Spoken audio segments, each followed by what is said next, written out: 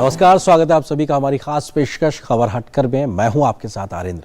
खबरों की भागदौड़ में कुछ ऐसी दिलचस्प, समाज को आईना दिखाने वाली और हम सबका मनोबल बढ़ाने वाली खबरें अक्सर छूट जाती हैं। इसलिए हम ये खास कार्यक्रम आपके लिए लेकर आए हैं। तो चलिए तैयार हो जाइए अगले आधे घंटे लीक से हटकर कुछ ऐसी ही खबरों को देखने के लिए। शुरुआत हेडलाइंस के साथ। श्रीनगर में पर्यटकों के लिए खुला एशिया का सबसे बड़ा ट्यूलिप गार्डन। गार्डन में 68 किस्मों के फूल और करीब 16 लाख ट्यूलिप बल्ब ने खींचा लोगों का ध्यान।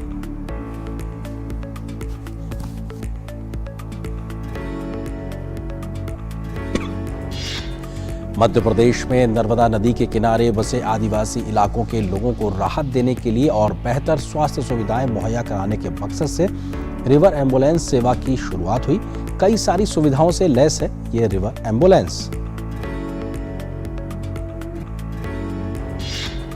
तमिलनाडु के मुनिराज ने तैयार किया अनोखा पॉकेट कैलेंडर। 24 पृष्ठ के कैलेंडर में अनंत वर्षों की तारीख और दिन के बारे में हासिल की जा सकती है जानकारी।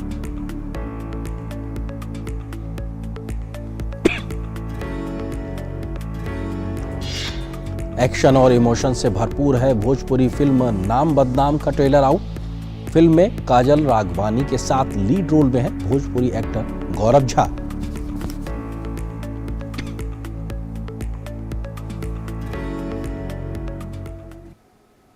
और सबसे पहले खबर देखते हैं आपके शहर और आपके गांव से जुड़ी हुई।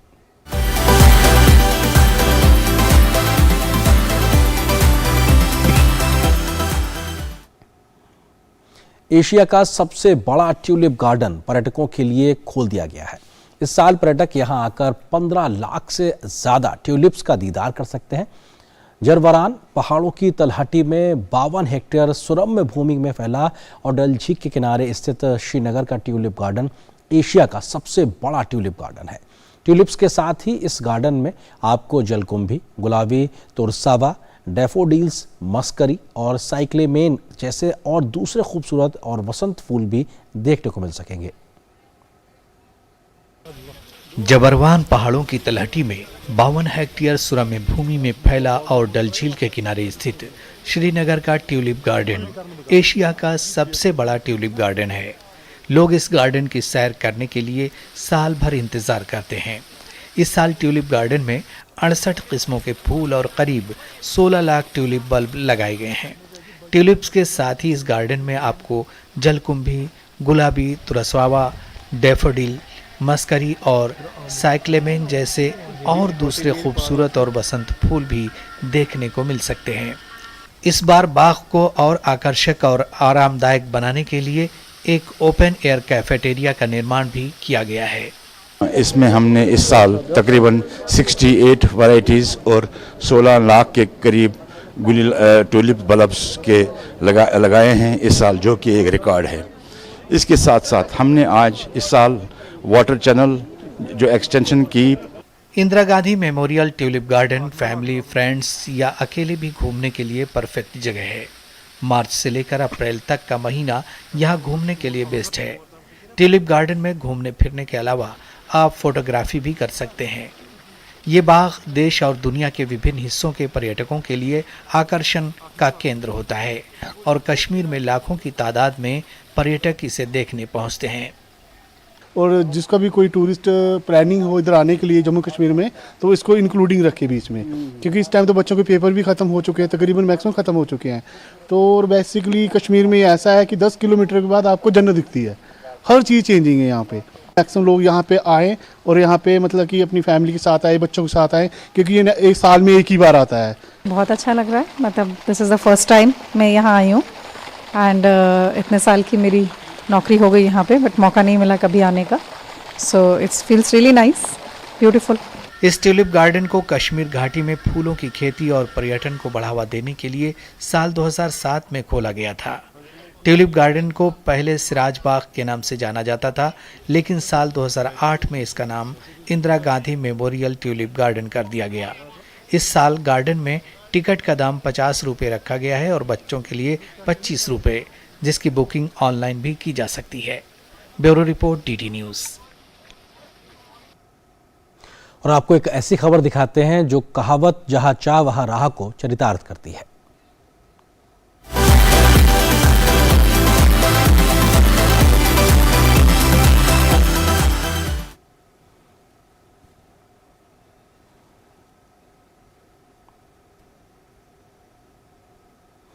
अपनी तरह के पहले आविष्कार में भारत के तमिलनाडु राज्य के निवासी मुनिराज ने एक पॉकेट कैलेंडर का आविष्कार किया है, जिसमें उन्होंने दावा किया है कि यह पॉकेट कैलेंडर अनंत वर्षों तक तारीखों और दिनों को दिखा सकता है।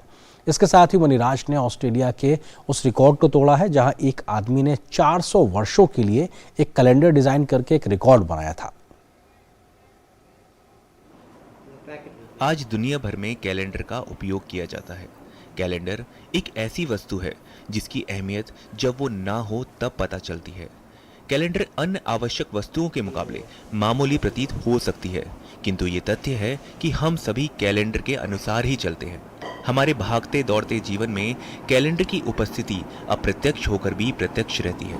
मौजूदा समय में जो कैलेंडर हमारे आपके घर में टंगा हुआ है, उससे आप फैसला लेते हैं कि दफ्तर जाना है या छुट्टी की योजना तैयार करनी है। इसके लिए तो कैलेंडर आवश्यक है, लेकिन आज हम आपको एक ऐसे अनोखे पॉकेट कैलेंडर के बारे में बताएंगे जिसमें आप अनंत वर्षों तक तारीखों और दिनों को देख सकते हैं। ये दावा किया है भारत के तमिलनाडु के दक्षिण कोयम्बटूर शहर के 60 वर्षीय निवासी मुनिराज ने, जिन्होंने एक पॉकेट कैलेंडर का आविष्कार किया है। मुझे साल के दिनों के पैटर्न के बारे में पता चला और मैंने गणना करना शुरू कर दिया। मुझे पता चला कि हर सदी तारीखें एक दिन पीछे हट जाता है और यह एक लीप वर्ष होता है जिसमें एक अतिरिक्त दिन का अंतर होता है। इस तरह मैंने 100 साल, 1000 साल और अंततः 1 लाख साल के लिए पैटर्न बनाया और फिर मैंने उसे नोट किया। भारत के तमिलनाडु के दक्षिण कोयम्बटूर शहर के 60 वर्षीय निवासी मुनिराज ने एक पॉकेट कैलेंडर का आविष्कार किया है, जिसमें उन्होंने दावा किया है कि यह पॉकेट कैलेंडर अनंत वर्षों तक तारीखों और दिनों को देख सकता है। पॉकेट कैलेंडर जिसमें केवल 24 पन्ने हैं। ये पॉकेट कैलेंडर ऑस्ट्रेलिया के उस रिकॉर्ड को तोड़ देता है जहां एक आदमी ने 400 वर्षों के लिए एक कैलेंडर डिजाइन करके एक रिकॉर्ड बनाया था। पॉकेट कैलेंडर में 24 पन्ने हैं और इसकी तारीखों की कोई सीमा नहीं है। यह आपको अनंत वर्षों के दिन और तारीखें दिखा सकता है। मुनिराज जो 10वीं कक्षा के स्कूल छोड़ने वाले और एक फुल प्रूफ रीडर हैं। मुनिराज को 2 अरब वर्षों के कैलेंडर के लिए राज्य सरकार से मान्यता और पुरस्कार मिला है। उनका उद्देश्य कैलेंडर को न केवल शैक्षणिक उद्देश्यों के लिए बल्कि ग्रहों की गति के अध्ययन जैसे वैज्ञानिक उपयोगों के लिए भी एक उपयोगी उपकरण बनाना है। Bureau report, DD news. और अगली खबर दिखाते हैं आपको ज्ञान और विज्ञान से जुड़ी हुई।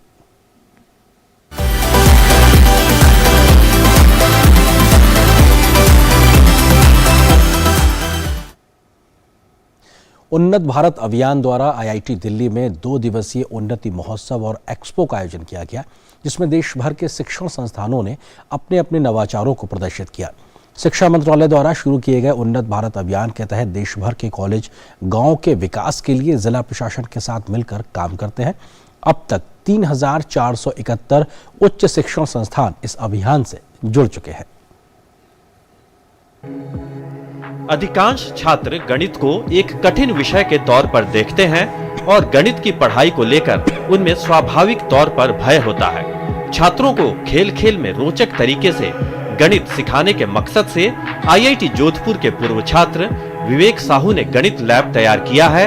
इस लैब के जरिए कक्षा 6 से 10 तक के बच्चों को गणित के कठिन कॉन्सेप्ट्स को बेहद रोचक तरीके से समझाया जाता है। मैथ्स के बहुत जो कठिन कॉन्सेप्ट होते हैं, लाइक ट्रिग्नोमेट्री, ये सारे कॉन्सेप्ट्स को अपने आप खेल खेल में सीख जाएगा और इंटरेस्टिंग वे में, और यहाँ तक कि इनसे सीख करके वो रियल लाइफ में भी मैथमेटिक्स को देख पाएगा। अगर रियल लाइफ में मैथमेटिक्स को अगर स्टूडेंट देख पाता है तो अपने आप वो मैथमेटिक्स का भय उनसे दूर हो जाएगा और उनकी मैथ्स बहुत अच्छी हो जाएगी। और वो जो बच्चों के मन में एक भय रहता है कि 10th के बाद वो मैथ्स को छोड़ देते हैं, तो वो मैथ्स को आगे लेंगे और इंडिया के ग्रोथ में भी बहुत हेल्प होगा। आईआईटी दिल्ली में आयोजित हुए उन्नति महोत्सव में विवेक जैसे कई शोधकर्ताओं ने अपने नवाचारों को प्रदर्शित किया। उन्नत भारत अभियान द्वारा आयोजित किए गए उन्नति महोत्सव में देश के अलग अलग कॉलेजों की 83 तकनीकों को प्रदर्शित किया गया। इनमें घरेलू बायोगैस प्लांट, तुलसी की माला बनाने की मशीन, सस्ती और इको फ्रेंडली तकनीक से सैनिटरी पैड का निर्माण, बायोगैस से चलने वाले दोपहिया वाहन और पुरानी साइकिल को ई साइकिल में बदलने जैसी तकनीकें भी शामिल थीं। हम यहाँ पर लेकर आए हैं डोमेस्टिक बायोगैस प्लांट, जिसमें एक किसान के घर पे जो वेस्ट मटेरियल होता है उससे कैसे बायोगैस प्रोड्यूस करके उसकी ऊर्जा से संबंधित ज़रूरतों को पूरा कर सकते हैं। और उससे खुले में जब उसका विघटन के लिए जब छोड़ते हैं खाद बनाने के लिए, तो जो मीथेन उससे रिलीज होती है और जो ग्लोबल वार्मिंग का कारण बनती है, उससे कैसे बचाव किया जा सकता है। उन्नत भारत अभियान शिक्षा मंत्रालय का एक फ्लैगशिप कार्यक्रम है, जिसका मकसद शिक्षण संस्थानों की मदद से ग्रामीण विकास में योगदान देना और गाँव की समस्याओं को दूर करना है। जो पूरे देश भर की कॉलेजेज हैं वो अपने आसपास के 5 गांव को लेती हैं और उनके डेवलपमेंट के लिए डिस्ट्रिक्ट एडमिनिस्ट्रेशन के साथ काम करती हैं। तो उसमें जो हमारे स्टूडेंट्स टेक्नोलॉजी बनाते हैं, लोगों के साथ मिलकर ग्राम सभा का अनुभव लेते हैं, वो लोगों के साथ मिलके, और वहाँ पे क्या क्या एप्रोप्रिएट सॉल्यूशंस हो सकते हैं टेक्नोलॉजी के, उस पर काम करते हैं। और पिछले साल भर में हमने उनको कहा था कि जो हमारे देश भर में आज़ादी का अमृत महोत्सव मनाया जा रहा है, तो उसमें से हम 75 टेक्नोलॉजी ऐसी सेलेक्ट करेंगे जो वास्तव में जमीन पे हमारी इम्पैक्ट हो रही हो। शिक्षा मंत्रालय द्वारा उन्नत भारत अभियान की शुरुआत 2014 में हुई थी। अब तक 3471 उच्च शिक्षण संस्थान इस अभियान से जुड़ चुके हैं, जो देश के 17,500 से अधिक गाँवों में काम कर रहे हैं। IIT, NIT, Eicher, IIM, AIIMS जैसे संस्थानों के अलावा केंद्रीय और राज्य विश्वविद्यालय और कई सरकारी और निजी कॉलेज भी इस अभियान से जुड़ चुके हैं। Nishant Saurabh, DD news, Delhi. और ज्ञान विज्ञान की इस खबर के बाद आपको अगली खबर दिखाते हैं, जो कि बदलते समाज की तस्वीर को दिखाती है।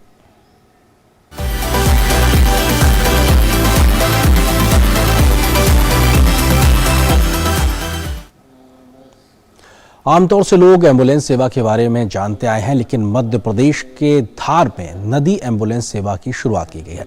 नर्मदा नदी के किनारे बसे आदिवासी इलाकों के लोगों को राहत देने के लिए और बेहतर स्वास्थ्य सुविधाएं मुहैया कराने के मकसद से नदी एम्बुलेंस सेवा की शुरुआत की गई है।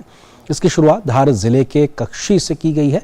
नदी एम्बुलेंस की सौगात मिलने से नर्मदा किनारे बसे दुर्गम पहाड़ी क्षेत्र के आदिवासी जनजाति वर्ग के लोग को बेहतर स्वास्थ्य की बेहतर सुविधाएं समय पर मिल पाएंगी। धार जिले के कोक्षी में नर्मदा किनारे बसे दुर्गम पहाड़ी क्षेत्र के आदिवासी जनजाति वर्ग को बेहतर स्वास्थ्य सुविधाएं मुहैया कराने के उद्देश्य से इस क्षेत्र को रिवर एम्बुलेंस की सौगात मिली है। ये नदी एम्बुलेंस पहाड़ी क्षेत्र के विंध्याचल और सतपुड़ा के पहाड़ों के बीच चलेगी, जिससे धार, अलीराजपुर और बड़वानी जिले के नर्मदा किनारे बसे दुर्गम पहाड़ी क्षेत्र की आदिवासी जनजाति आबादी को इमरजेंसी में स्वास्थ्य सुविधाएं मिल सकेंगी। ये जो नदी एम्बुलेंस मिली है, जिसमें डबल इंजन लगा है और ये तेज गति से चलती है, तो इस क्षेत्र में इससे काफ़ी गरीब लोगों को स्वास्थ्य की सुविधा मिलेगी और हम इस संस्था को, नर्मदा समग्र और मध्य प्रदेश सरकार को, दोनों को धन्यवाद देते हैं। वैसे तो यहाँ नर्मदा समग्र संस्था के जरिए पिछले 15 वर्षों से स्वास्थ्य, शिक्षा और कृषि संबंधित सेवाएं दी जा रही हैं, लेकिन इस बोट एम्बुलेंस की शुरुआत से स्वास्थ्य सुविधाओं की आपूर्ति में और तेजी आ जाएगी। अब जब ये नई एम्बुलेंस हम दे रहे हैं तो ये उससे कहीं बेहतर है, 1.5 गुना ज्यादा जगह उसमें है। पेट्रोल इंजन से ये पावर्ड है, ट्विन इंजन इसके अंदर है, 40 HP के इंजन हैं। साइलेंटली ये एम्बुलेंस चलेगी और हफ्ते भर का जो इसका रूट बनेगा, करीब 100 किलोमीटर के रेडियस में एम्बुलेंस परिक्रमा करेगी। उसमें रेजिडेंट डॉक्टर रहेगा, एसेंशियल लाइफ सेविंग सर्विसेज भी यहाँ पे प्रोवाइड करी जाएंगी और 5 दिनों में कब कहाँ किस गांव पे जाएगी वो भी इसमें निश्चित है। प्रशासन से हम लोगों ने कहा है कि सूचना तंत्र के माध्यम से सब लोगों को खबर करी जाए। जो हमारा शासन का अमला है, चाहे आंगनबाड़ी की कार्यकर्ता हो, दाइयाँ हो, आशा हो, हमारी 108 की एम्बुलेंस हो, बाकी जो भी सपोर्ट हम दे सकते हैं वो हम लोग इनको निरंतर देंगे। नदी में चलने वाली ये एम्बुलेंस 100 किलोमीटर के रेडियस की दूरी तय करेगी। यह अलीराजपुर, धार और बड़वानी जिलों में अपनी सेवाएं देगी। ज्यादा से ज्यादा ग्रामीणों का इलाज करेगी। इस एम्बुलेंस में प्राथमिक उपचार, 10 ऑक्सीजन सिलेंडर, किट और जरूरी दवाएं हमेशा मौजूद रहेंगी। न सिर्फ मध्य प्रदेश बल्कि गुजरात और महाराष्ट्र के जिलों को भी इससे लाभ होने जा रहा है, नंदुरबार वगैरह, क्योंकि 3 जिलों की सीमा, 3 राज्यों की सीमा यहाँ पे लग रही है। तो आने वाले समय में बहुत लाभ होगा क्षेत्र को और संजीवनी के रूप में ये हमारी बोट एम्बुलेंस काम करने वाली है। हफ्ते में लगभग 4 से 5 दिन ये एम्बुलेंस चलाई जाएगी। खास बात यह है कि 20 किलोमीटर प्रति घंटे की रफ्तार से चलने वाली इस एम्बुलेंस में हमेशा डॉक्टर मौजूद रहेंगे। नदी एम्बुलेंस के जरिए आकस्मिक घटना दुर्घटना होने पर भी प्रभावितों को फौरन डॉक्टर की मदद मिल सकेगी। नदी एम्बुलेंस के लिए एक नंबर भी जारी करने की बात कही गई है। Bureau report, DD news. और फिलहाल एक छोटे से ब्रेक के लिए रुकते हैं। मिठाई तो हमारे जमाने में होती थी। हाँ तो जाइए ना अपने जमाने में। रोमांस तो हमारे जमाने में होता था। पेमेंट भी उसी जमाने का है। अरे भैया डिजिटल पेमेंट करना सीखे नए जमाने में। इजी, सेफ एंड फास्ट है। हमने तो इनको डिजिटल पेमेंट करना सिखा दिया। आपने ये सेल्फी लेते हैं, ये हमारे जमाने का है। आरबीआई कहता है कि डिजिटल पेमेंट अपनाओ, औरों को भी सिखाओ।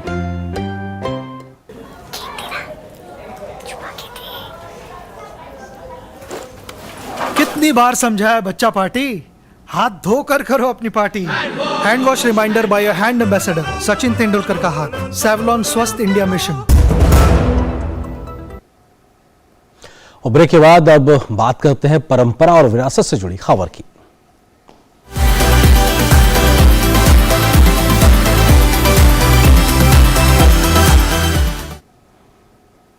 राजस्थान की झीलों की नगरी उदयपुर में कई बड़े स्तर के आयोजन होते हैं। देश विदेश से लेक सिटी अपना प्रमुखता से स्थान रखती है और यहां आए दिन राष्ट्रीय अंतर्राष्ट्रीय समारोह हो रहे हैं, जिसमें उदयपुर मेजबानी में अपनी एक अलग छाप छोड़ता नजर आता है। इन दिनों उदयपुर शहर से 25 किलोमीटर दूर बडंगा गांव में देश दुनिया के मूर्ति कलाकारों का मेला लगा है। यहाँ राजस्थान ललित कला अकादमी और कॉमन कला संस्थान के साझे में 12 दिवसीय अंतर्राष्ट्रीय मूर्ति कला शिविर आयोजित किया गया है, जिसमें अमेरिका, बेल्जियम, कनाडा, अफ्रीका और भारत के करीब 15 कलाकार एक दूसरे को अपनी कला सिखाने के लिए जुटे हैं। शिविर में कलाकारों ने स्टोन से 13 आर्ट बनाए हैं। सेरेमिक टाइल और स्टोन पर अल्कोहल इंक से आर्ट का काम किया है। ये न्यू मीडियम है। खासियत यह है कि इसमें पेंट अल्कोहल का मिश्रण किया जाता है। इसमें अल्कोहल एक दिन में उड़ जाता है। स्टोन पर पेंट की 5 से 6 लेयर बनाई जाती हैं। इसके उड़ने के बाद अलग ही तस्वीर बनती है। वेस्ट से बेस्ट बनाने के लिए ये कलाकार अपनी कला को प्रदर्शित कर रहे हैं। मार्बल फैक्ट्रियों में जो मार्बल के ब्लॉक वेस्ट पड़े होते हैं, उनसे मूर्तियां बनाई जा रही हैं। सब लोग साथ में मिलकर जो काम कर रहे हैं, इंटरनेशनल सिम्पोजियम, बहुत ही मजा आ रहा है। चारों बाजू पहाड़ है और पहाड़ के बीच हम लोग इतना एंजॉय कर रहे हैं कि ऐसा मौका हम चाहे तो बार बार मिले तो मजा आ जाएगा। इस मेले में विदेशी कलाकार बहुत ही खुश हैं। प्रकृति की गोद में ये शिविर एक यादगार साबित हो रहा है। नेचर से संबंधित थीम पर ही कार्य किया जा रहा है। शहर से दूर गांव में इस मेले के आयोजन का उद्देश्य गांव के बच्चों को भी इस कला की जानकारी देना है। I'm really pleased to be here at Art Junction Residency with artists from around the world, and the level of talent is like, I can't believe how talented these people are. We're really pleased to be among them. I heard that they had beautiful marble here in India, so I was very excited for the opportunity to work in marble. In stone की मूर्तियों को बाद में इसी गांव के प्रमुख स्थानों पर स्थापित किया जाएगा, जिससे इस गांव को आर्टिस्ट जाना जाए। वहीं गांव के लोगों को भी इस कला की शिक्षा मिले। Bureau report, DD news. और अब बात करते हैं 7 समंदर पार की दुनिया से जुड़ी खबर की।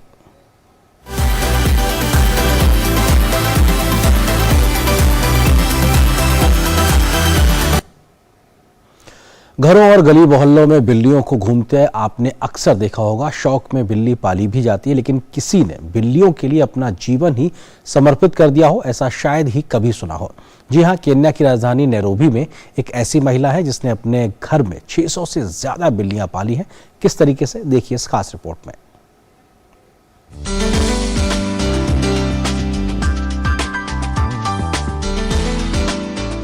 केन्या की राजधानी नैरोबी के आउटस्कर्ट्स में इस घर में इतनी सारी बिल्लियों का बसेरा आश्चर्य में डालने वाला है।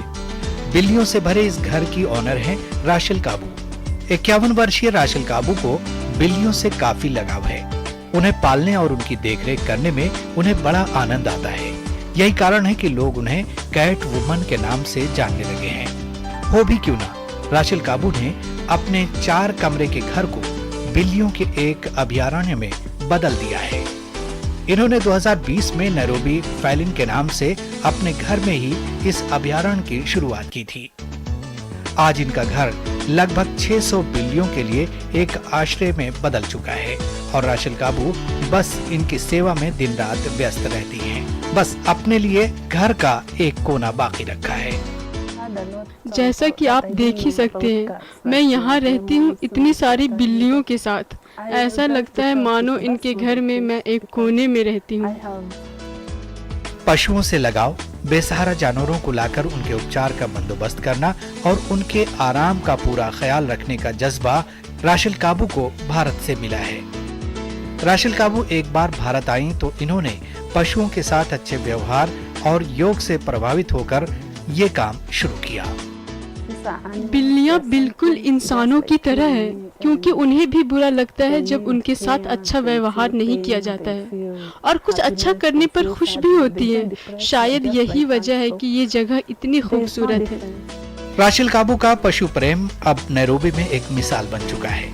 वास्तव में राशेल का ये प्रयास सराहनीय और समाज को आईना दिखाने वाला है। Bureau report, DD news.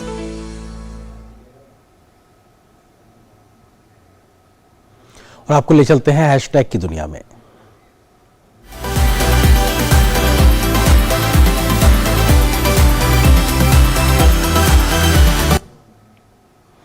भारतीय प्रबंधन संस्थान IIM कोलकाता अपने प्लेसमेंट पाठ्यक्रम और अन्य पाठ्य चर्चा संबंधी गतिविधियों के लिए लोकप्रिय है, लेकिन इस बार कॉलेज कैंपस छिपकलियों की लड़ाई की वजह से चर्चा में है। भारतीय वन सेवा IFS अधिकारी सुशांत नंदा अक्सर जानवरों से जुड़े अजब गजब वीडियोस पोस्ट करते हैं। हाल ही में उन्होंने एक वीडियो शेयर किया है जो काफी चौंकाने वाला है। इस वीडियो में IIM कलकत्ता के कैंपस के अंदर 2 लिजर्ड लड़ते हुए नजर आ रही हैं। IFS अधिकारी सुशांत नंदा ने वीडियो शेयर करते हुए कैप्शन में लिखा, झगड़ा सुलझाना सीखते हुए IIM कोलकाता में सुबह सुबह का दृश्य।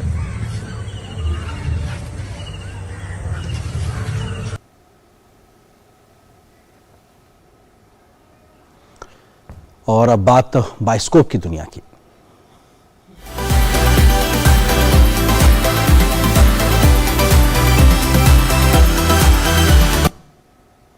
भोजपुरी सिनेमा की लोकप्रिय अभिनेत्री काजल राघवानी की फिल्म नाम बदनाम का ट्रेलर रिलीज हो चुका है। इस फिल्म में काजल राघवानी दबंग गैंगस्टर डायना का किरदार निभा रही हैं, जो वेश बदलकर आपराधिक गतिविधियों को अंजाम देती है। फिल्म में उनके साथ कुछ नए पुराने चेहरे भी नजर आने वाले हैं। नाम बदनाम के ट्रेलर में काजल राघवानी जबरदस्त एक्शन करती हुई नजर आ रही हैं। ट्रेलर में उन्हें काफी शातिर और खतरनाक क्रिमिनल के रूप में दिखाया गया है। काजल राघवानी इस फिल्म में दोहरी भूमिका निभा रही हैं। इस फिल्म की सबसे खास बात यह है कि इसकी लीड एक्ट्रेस काजल राघवानी का लुक अब तक की फिल्मों में सबसे अलग है। वहीं फिल्म में गौरव झा खाकी वर्दी में नजर आते हैं, डायना यानी काजल राघवानी से लोहा लेते दिखाई दे रहे हैं। आसानी के परेशानी में बदल दे कि डायना नाम के मुसीबत के किस्सा हमेशा खातिर खत्म हो जाओ। खोपड़ी में का भूसा भरल बा।